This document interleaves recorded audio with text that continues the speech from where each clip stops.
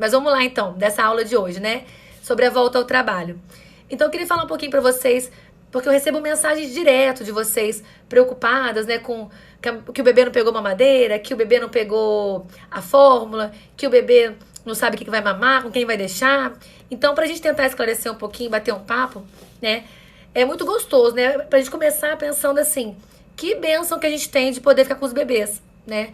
É muito prazeroso, é muito gratificante. Eu acho que não tem nada mais gostoso do que mesmo quem trabalha poder tirar esses primeiros meses para poder ficar com o bebê, ter essa dedicação integral para o bebê.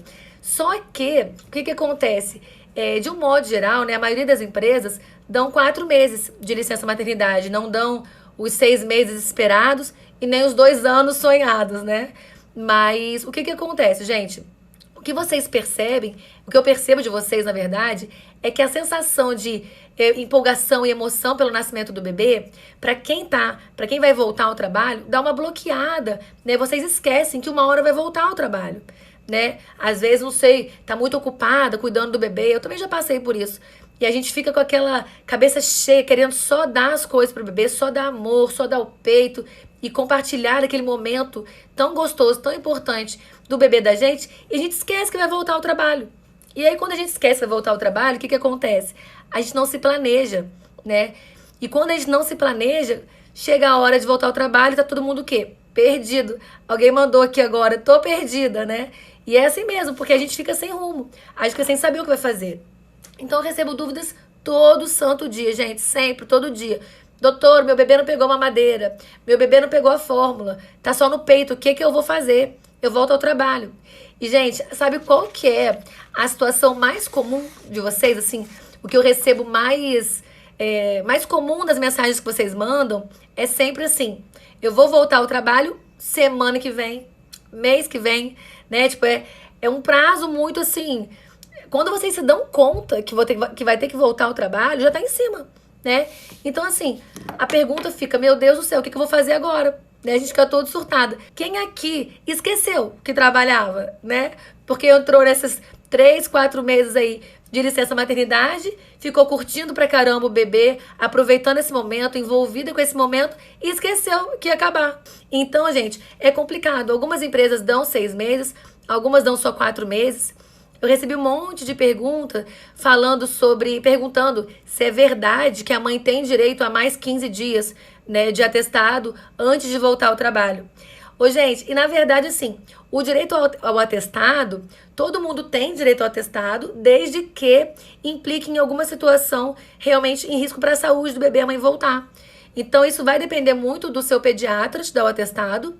Por exemplo, a mãe que sempre amamentou, que o bebê está super adaptado com a mamadeira, provavelmente o pediatra não vai dar esse atestado, tá? Porque esse atestado, às vezes, é muito útil para essas mães que não estão conseguindo fazer a transição, né? Do peito ou para fórmula, ou para mamadeira, ou para os copos de transição, para os copinhos, para as canecas, né? Para colher.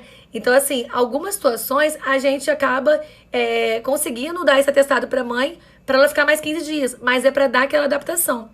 Só que como a gente não pode contar, né, que vai ganhar um atestado, porque às vezes a gente não vai ter o atestado, dependendo do seu pediatra, dependendo do seu caso, às vezes o pediatra não vai te dar o atestado, né? Então, o que vocês precisam fazer? A primeira coisa, né, chegou agora, ai meu Deus, volto o mês que vem, ou já volto, sei lá, semana que vem. A primeira coisa que eu falo pra vocês é não apavora, né? Não dá pra apavorar nessa hora.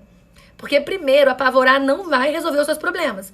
Apavorar não vai fazer o bebê pegar na mamadeira, não vai fazer o bebê começar a tomar o leite no copinho, ou na seringa, ou na colher. Não vai resolver. Então, a primeira coisa que precisa fazer é, de fato, planejar, se acalmar e fazer o planejamento de como vai voltar ao trabalho, de como vai fazer essa transição, de acordo com o tempo que te resta.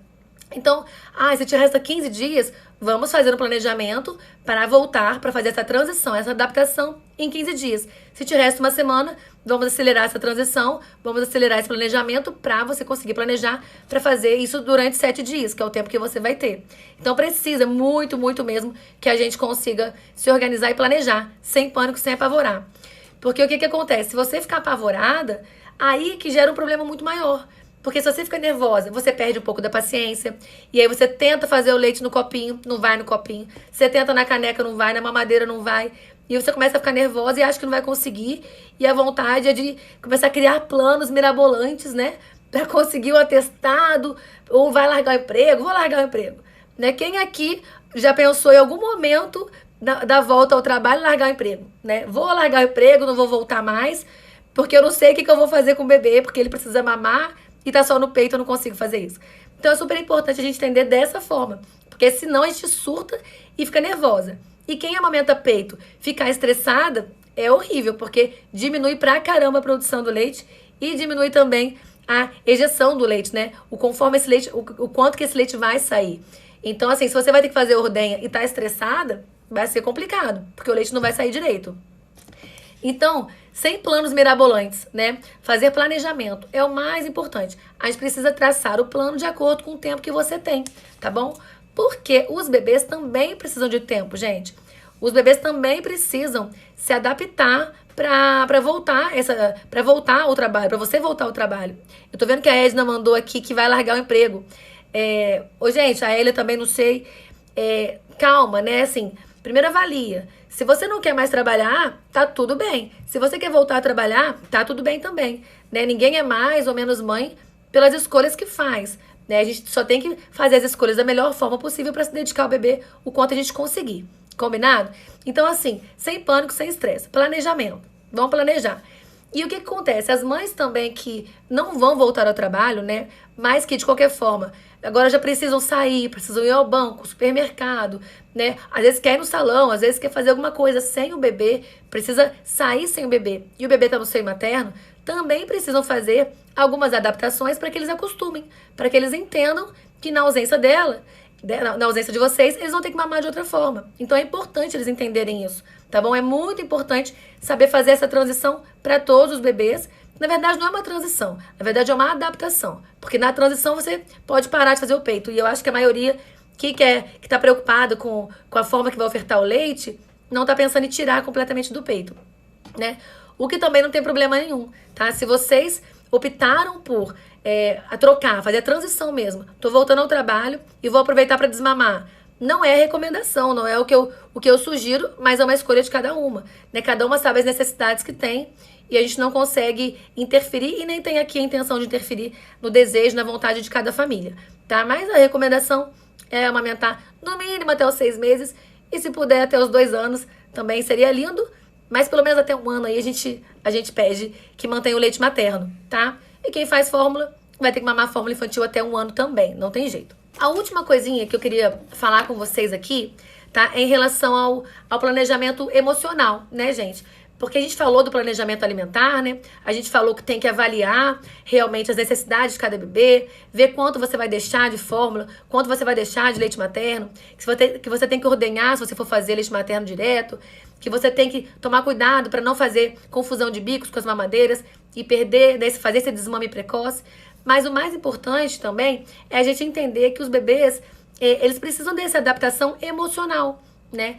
Você sabe que vai voltar a trabalhar e você esquece. Imagina, você entrou de licença maternidade agora e você esquece durante 2, 3 meses que volta a trabalhar. E aí quando chega no 3º mês, né, de licença maternidade, faltando 1 mêsinho para você voltar, você apavora. Imagina o bebê que nunca soube que você trabalhou na vida e nem espera que você vai voltar a trabalhar. Então, realmente precisa ter muita atenção com essa parte emocional. Então, você precisa fazer a transição também dessa cuidador, né? Eu mandei, acho que foi um áudio no Telegram hoje. Acho que foi pro Telegram, sim. Foi pro Telegram, acabei de lembrar. Até comentei que ia falar aqui com vocês. O que eu falei com uma mãe do Telegram? Que, gente, a gente tem esse ego materno, né? Eu também tenho. A gente adora que o nosso bebê queira só a gente. A gente quer, sim, que eles fiquem com outra pessoa quando a gente quer. Mas, por necessidade, a gente sabe que a gente tem um ego maternal que massageia quando o bebê só quer ficar com a gente, só se adapta mais com a gente. Então, é difícil a gente fazer aceitar que, às vezes, a avó avó materna, a avó paterna, às vezes mais ainda com as sogras, de um modo geral, tem esse ciúminho, né? Só que tem que pensar no lado emocional dos bebês. Essa transição é importante para eles também. Então, não adianta você ficar com o seu bebê até hoje, durante 4 meses. E você vai levar o seu bebê para casa da sogra ou para casa da sua mãe e vai deixar o bebê lá achando que ele vai ficar bem, que ele não vai chorar, que ele vai aceitar o leite que você comprou, o leite que você ordenhou, né? Então tem que fazer essa transição emocional também.